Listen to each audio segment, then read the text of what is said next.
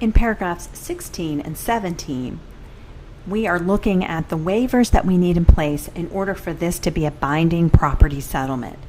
So what do I mean by that? Well, in paragraph 16, we're actually waiving the right to file in court for what is referred to as equitable distribution.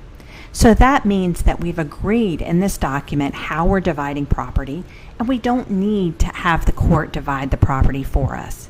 So this property settlement will be a final binding settlement. The court will not later address it or modify it or approve it in any way. It will be binding at the time that it's signed. So you'll see reference to GS section 50-20, and that is the statute number in North Carolina for a property division. And so we're making it clear that both parties are satisfied with the property division that they have, and if either tries to undo this property division, then they can use this paragraph here as a defense to say, well, sorry, we already divided our property. It's very important that anytime there is a property settlement that we have this acknowledgement that this is actually a final settlement of the property division. So that means that if you received a house or a retirement plan, anything that you receive in this document, you need to recognize that then it will be a final resolution of your property division.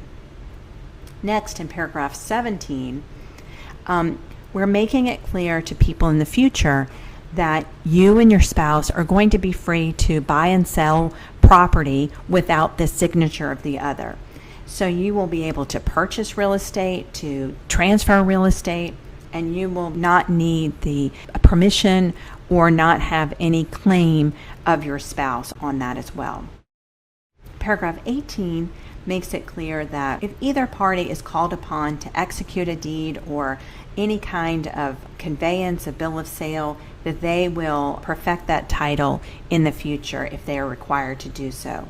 So 17 and 18 are the critical things that we need in place to make sure it's clear that each of you is now from here on forward able to buy and sell real estate without the other's signature, and that you're not going to have a claim into one another's property.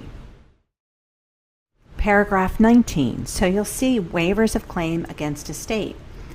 This is also very common for us to do in a separation agreement. It's not 100% required, but it's very common for us to do. Because what we're saying here is that the statutory rights that each of you has as a result of being married, you're waiving those claims. And the idea is that you would not want to keep those claims in place because you've already divided your property. So you've divided your property 50-50. You don't need the person to now also, in addition to that, have any kind of inheritance rights to the property. So as a result of being married, both of you have certain rights. You can take a life estate in your real estate. There can be a year's allowance at the time of death, and you can have the right to administer the estate of your spouse. Those are all rights by statute, and you're agreeing in this paragraph 19 that you're waiving those rights so that each of you can be free and clear as if you were already single. We have here in paragraph 20 a blanket waiver of any lawsuits that either of you may have against each other except for the lawsuit for divorce. So that could include personal injury claims that either of you might have against one another.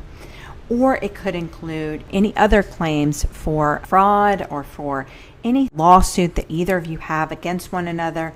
You are waiving those rights. And that is something that we would like to see at the end of a separation agreement, because this is going to be a final settlement of your financial rights. So we want you to waive any and all claims that you have against one another.